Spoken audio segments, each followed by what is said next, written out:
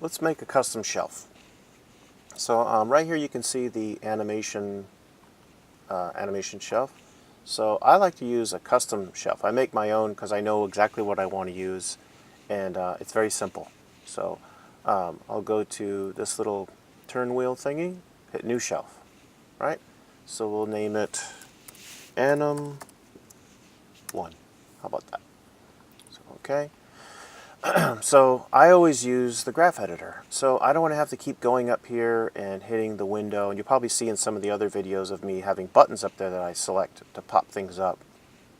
So if I go to Windows, Animation Editors, Graph Editor, I'll hit Shift Command and then I'll hit left mouse. Boom, it pops it in my shelf there, right? So now if I want the graph editor, bang, it pops it up. Actually, it pops it up over there. So if I do this, boom, pops it right back up. So I can just kill it, hit it again, it'll pop it right back up. So I don't have to keep moving it back and forth. And I always use another channel, which is a delete by type static channels. I'll show you what that is real quick.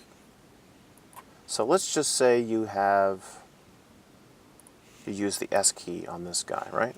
So we'll move this around, S, S, S, S, right?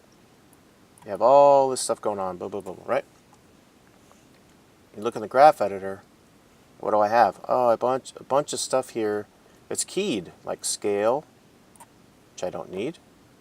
Some of the rotations, I don't need, right? I don't need all that stuff keyed. It's not doing anything. Now you could go in every time and grab all these and then manually select them and delete them. But why would you want to do that when you can just have one button that does everything? So I'll go to, move that. So I'll go up here and I'll go to Edit. Where is it? Delete by type, static channels. And then I'll hold down Command Shift, boom. It pops it up into my shelf. So now whenever I have extra stuff like that, if I have all these guys selected, like that, right? I'll just hit this button, boom, gets rid of all of it for me. So I have that button, I always have that up there. And then I have buttons for things that I'm animating. So I'll turn these guys on, right? And let's say I want to, like let's say it's difficult for me to select the curve here. Some rigs have a lot of controls on them, and it's a pain when you have to, if you want to select multiple things. So let's say I want to select all three of these at the same time. Well, I can make a button for that. So I can go 1, hold Shift and select all three, right? So if you want to grab more than one, so you'll 1, hold down Shift, 2, 3, and I can make a button for that. So if I go to my to the script editor, you can see those three things that I just grabbed right there. See where it says CL?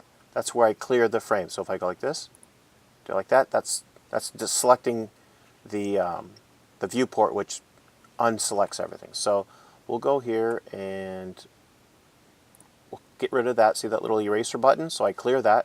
So now I'm going to go select, Shift select, Shift select. Now I have all three right there. Then I'm going to left mouse select all of those. This little tab right there. And then I'm going to put, I'll just put shapes, right? Hit OK. Mel button, we always want to choose Mel. Boom, and it puts a little button there for me, right? So now, every time I'm animating something, I press that, and now I have all three selected. Now I don't have to sit there and keep going 1, 2, 3, move it, and then if I deselect it 1, 2, 3, and then do it, I can just go grab that, move it here, go there, move there, do here, move there, and now I have them all selected and they go crazy. So Z back, boom, boom, boom, boom, boom, boom.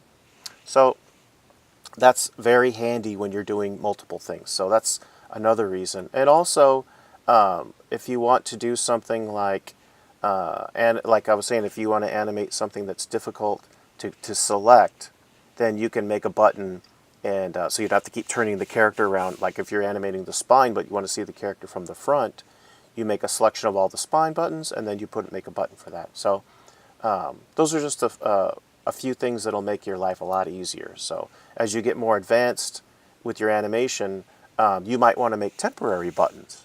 And so let's just say you don't really care about making buttons that you can reuse every time you open Maya up. Oh, and by the way, once you do that, go down here and put Save All Shelves. Boom. So now it'll save all the shelves you have. And let's say that you don't like this button anymore. You just right mouse click it, delete, like that. Okay, so that's really pretty much it in terms of what you're going to be using for the shelves now. But if you want to make temporary buttons, let's say I want to make a button like I did before for these guys, and I only want to use it, you know, for a little while. I know I'm not going to save it. You can just go to Create, Sets, and then right there where it says Quick Select Set, do that, and then name it. Let's say I'll call this Shapes, Shapes 1, and then I'll go to Add to Shelf. You have to hit Add. If you hit OK, it's not going to do it. You have to hit Add to Shelf, bang, and then you have the same thing. Now, if you close Maya out and open it up, this won't work anymore. So that the button won't work. But if you're doing something quick and you want to get it done, and then you know when you log off Maya and reopen your scene, you don't care if it doesn't work anymore, then you can do it that way as well. Okay, cool.